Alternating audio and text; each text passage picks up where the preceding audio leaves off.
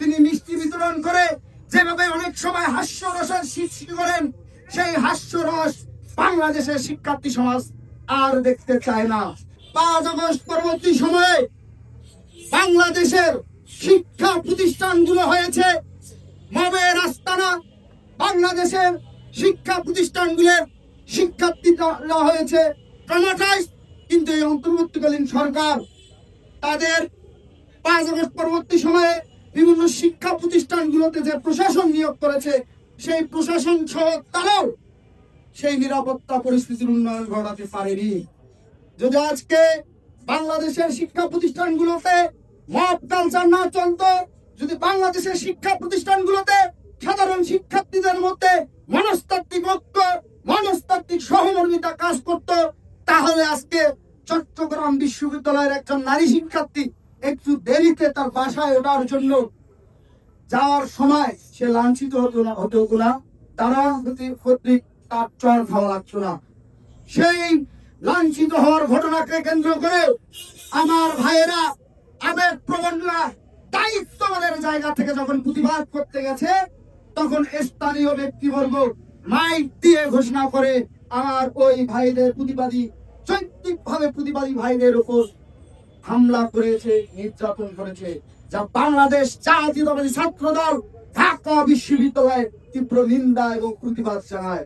প্রিয় সহযোদ্ধা বন্ধুগণ, আপনারা সবাই জানেন এই 5 আগস্ট পরবর্তী সময়ের যে অন্তর্বর্তীকালীন সরকার, সেই সরকারে একজন স্বরাষ্ট্র মন্ত্রণালয়ের উপদেষ্টা পরিবর্তন হয়েছে, যার উপর দায়িত্ব দেওয়া হয়েছে জনাব জাহাঙ্গীর আলম। আমরা সবাই ভেবেছিলাম তিনি তার দায়িত্বশীল আচরণের পরিচয় দেবেন, কিন্তু তিনি ব্যর্থ হয়েছেন। আমরা বিভিন্ন সোশ্যাল মিডিয়া, ইলেকট্রিক এবং প্রিন্ট মিডিয়ায় দেখতে পারি তিনি বিভিন্ন পুলিশের প্রতিষ্ঠানে গিয়ে পুলিশের নিজ হাতে মিষ্টি খাওয়ান। মিষ্টি বিতরণ করা তার কাজ নয়। বাংলাদেশে যে আইন শৃঙ্খলা পরিস্থিতির অবনতি হয়েছে, নিরাপত্তা বাহিনীর যারা সদস্য আছে তাদেরকে সঠিকভাবে দিক নির্দেশনা দেয় তার কাজ। তিনি মিষ্টি বিতরণ করে যেভাবে অনেক সময় হাস্যরসের সৃষ্টি করেন, সেই হাস্যরস বাংলাদেশের শিক্ষার্থী সমাজ আর দেখতে চায় না। আজকে আমার ভাইয়েরা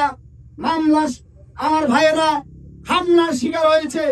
আপনি ওখানে 144 ধারা আপনারা বাস্তবায়ন করার জন্য পুলিশ প্রশাসনকে ওখানে লেলিয়ে দিয়েছেন। আমাদের ভাইয়েরা যেভাবে মার খেলো, যেভাবে আহত হলো, প্রায় শতাধিক আমার ভাইয়েরা আহত হলো, এর দায়ভার কে নেবে? দায়ভার অবশ্যই এই অন্তর্বর্তীকালীন সরকার এড়াতে পারে না। আমি একই সাথে বলবো, চট্টগ্রাম বিশ্ববিদ্যালয়ের প্রশাসনের অনেকে আহত হয়েছে, হয়তোবা আমাদের ভাইদের পক্ষে, আমাদের বোনেদের পক্ষে অবস্থান নেওয়ার জন্য। আমি বিশ্বাস করি তারা যদি মন থেকে আমার প্রকৃত শিক্ষার্থীদের পক্ষে দাঁড়াতো, তাহলে স্থানীয়রা এভাবে আমার ভাইদের উপর হামলার সাহস দেখাতে পারত না। আমি আবারও বক্তব্য দীর্ঘায়িত করব না, আমরা শুধু এটুকুই বলবো, চট্টগ্রাম বিশ্ববিদ্যালয়ের হামলার দাগ না শুকানোর আগেই প্রকৃত হামলাকারীদের দ্রুত শনাক্ত করে আইনের আওতায় নিয়ে এসে বিচার ব্যবস্থা করুন।